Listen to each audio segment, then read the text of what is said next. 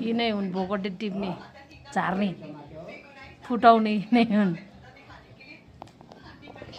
अर्को नि छ खेलाउनु पर्ने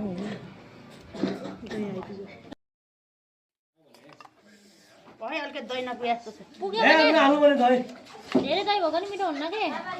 कति हाले त्यो दही सेतै बनाउने हो र भने खान खाम ए अनि मिठै हुँदैन नि त्यो अनि दही त यति हाल्ने अलिकति स्वादको ऊ मात्रै आउनलाई बास्ना मात्रै किस नानी किस सन्चै दही पनि आउनु भएको भए खानु पाउनुहुन्थ्यो दही नै कति हाल्दैछ भने अब दहीले झोल बनाइदिन्छ झोल चाहिँ भएको छैन है दही त झोल भएको डल्लो हुनु पनि सबै टुक्री टुक्री बनाइदिन्छ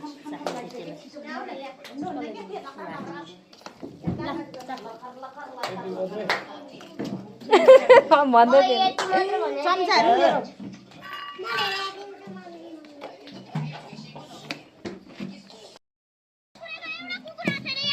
हामी अहिले पछि मनाउन भन्नुपर्छ